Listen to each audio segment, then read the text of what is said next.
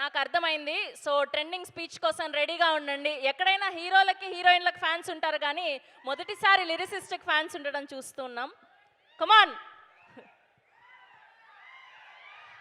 ఈ కథ నమ్మని వాడికి అబద్ధం, నమ్మిన వాడికి అద్భుతం అన్న ఆ డైలాగ్, ఆ సంభాషణ మీరు ట్రైలర్లో వినుంటారు.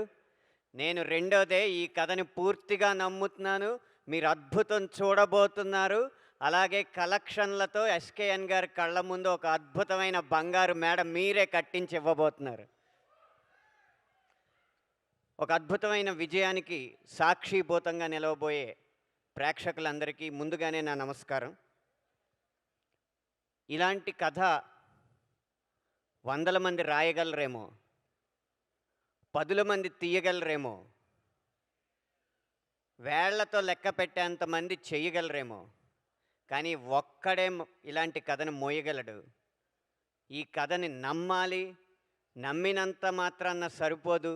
ఈ కథను తీయడానికి సొమ్ము ఉండాలి, సొమ్మున్నంత మాత్రాన్న సరిపోదు. ఇలాంటి కథను తీయాలంటే దమ్ము ఉండాలి.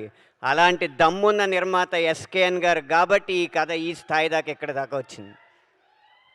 ఈ కథ వరకు నేను ముందు ప్రార్థించేది, ముందు నమస్కరించేది మాత్రం ఇలాంటి కథని తెర మీదకి ఎక్కించాలన్న ఆశయంతో ఎన్నో వ్యయ ప్రయాసలు కోర్చి, ఒడిదుడుకులు కోర్చి మన దాకా తీసుకొచ్చిన ఎస్కేఎన్ గారికి నా ఆది వందనాన్ని అర్పిస్తున్నాను.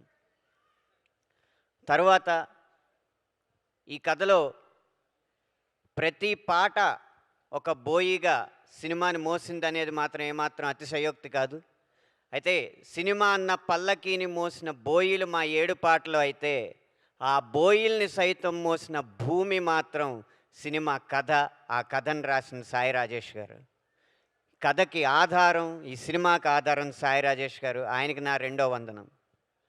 ఆయన రాసినంత మాత్రాన్న కథ అయిపోలేదు. అది వెండి తెరకి మీకందరికీ నచ్చే విధంగా తీసింది మాత్రం రవి గారు, రవి నంబూరి గారు. నా 21 సంవత్సరాల రచనా ప్రస్థానంలో మొట్టమొదటి సినిమాకి ఇంత స్పష్టతతో ఉన్న దర్శకుణ్ణి కేవలం ఒకే ఒక్కడిని చూశాను, అది రవి నంబూరి గారు. 1600 పాటలు రాసినప్పటికీ కూడా ఒక దర్శకుడు ఇది సన్నివేశం, నాకు ఇలా కావాలి అని చెప్పిన తర్వాత, చెప్పిన వెంటనే 1-2 రోజుల్లోనే పాట పుట్టిన ఒకే ఒక్క సినిమా చెన్నై లవ్ స్టోరీ. ఇదే స్పష్టత, ఇదే స్వచ్ఛత ఆయన ఎన్ని సినిమాలు తీసినా ఉండాలని, ఈ వ్యాపారం తాలూకు మలినాలేవి వారికి అంటకూడదని మనస్ఫూర్తిగా ఆశిస్తున్నాను, ఆశీర్వదిస్తున్నాను కూడా. ఇక ఒక గాయని గనక పాటలో నటించే నటి అయితే, ఆ పాట ఎన్నింతలు అద్భుతంగా మీరు ఆస్వాదించేలా ఉంటుంది అనడానికి నిదర్శనం ఈ సినిమాలో కనబడబోతుంది. నా నా సినిమాల్లో ఎప్పుడో అరుంధతి సినిమాలో అనుష్క గారిది అలాంటి అభినయం చూశాను నేను రాసినప్పుడు. ఇన్ని సంవత్సరాల తర్వాత శ్రీ గౌరీ ప్రియ గారి అభినయానికి నేను అబ్బురపడ్డాను అనడానికి ఏమాత్రం వెనకాట్లేదు. ఇక కిరణ్ అబ్బవరం గారు ఒక్క చిరునవ్వుతో సెకండ్ హాఫ్ మొత్తాన్ని కూడా మోసారు.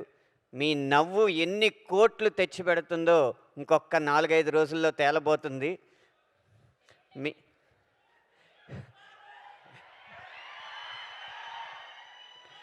మీకు ఒక రహస్యం చెప్తాను. ఈ సినిమాలో ఒక పాట ఉంది. ఆ పాట మేము విడుదల చెయ్యలేము. విడుదల చేస్తే సినిమాని విడుదల చేసినట్టే.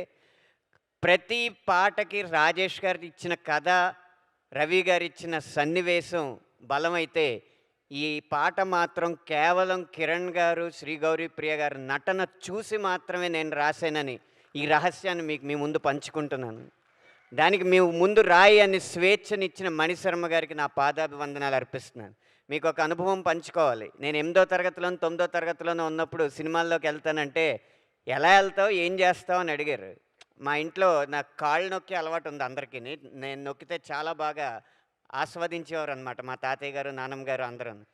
నాకు కాళ్ళు నొక్కడం బావచ్చు, చెన్నై వెళ్ళి మణిశర్మ గారి ఇల్లు తలుపు కొట్టి ముందు కాళ్ళు నొక్కే ఉద్యోగంలో జాయిన్ అవుతాను, కాళ్ళు నొక్కుతూ నొక్కుతూ నేను పాటలు రాయగలనండి అని చెప్పి నా పాటలు వినిపిస్తాను, అప్పుడు ఆయన అవకాశం ఇస్తారని చెప్తా ఉండేవాడిని వేసవకాలం సెలవుల్లో. కాళ్ళు నొక్కలేదు కానీ ఆయన ట్యూన్లకు మాత్రం పదాలు అందించే అదృష్టం నాకు కలిగింది. ఈ వేదిక ముఖంగా వారికి నా పాదాభివందనాలు తెలియజేసుకుంటూ, ఇంత మంచి బాణీలు ఇచ్చి పదాలు రాయడానికి స్ఫూర్తినివ్వగా, అలాగే నేను రాసిన పదాలకి మంచి బాణీలు కడుతూ అన్ని విధాల ఈ ఆల్బమ్ని మనసారా మీరు ఆరాధించిన విధానానికి బృందం అందరి తరపున కూడా మీకు శతదా వందనాలు అర్పిస్తున్నాను సార్. ఆఖరిగా ఇక్కడున్న అందరూ ఆయన అభిమానులే. ఈ కథ రాసిన రాజేష్ గారు, కథ తీసిన రవి గారు, ఈ కథ కోసం ఖర్చు పెట్టిన ఎస్కేఎన్ గారు, ఇందులో నటించిన కిరణ్ అబ్బవరం గారు, అందరూ కూడా ఆయనకి అభిమానులు.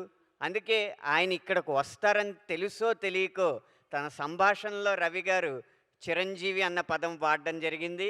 నా పాటలో కూడా చిరంజీవి అన్న పదం వాడడం జరిగింది. ఇప్పుడు మనందరినీ చిరంజీవులుగా, ఈ కథ కూడా చిరంజీవిగా ఉండాలని దీవించడానికి మెగాస్టార్ చిరంజీవి గారు ఇక్కడికి రాబోతున్నారు అనేది మాకందరికీ ఎంతో ఆనందం కలిగించే విషయం.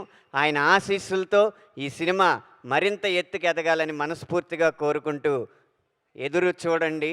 10 సంవత్సరాలు కాదు, 10 దశాబ్దాల పాటు గుర్తుండిపోయే కథ తెలుగు తెరపై రాబోతుంది. ధన్యవాదాలు. Thank you so much Anantha Sriram గారు. మీకు సమయస్ఫూర్తి భలే తెలుసు, అలా యాంకర్ పక్కన నిల్చోగానే మైక్ ఆపేసుకోవాలని.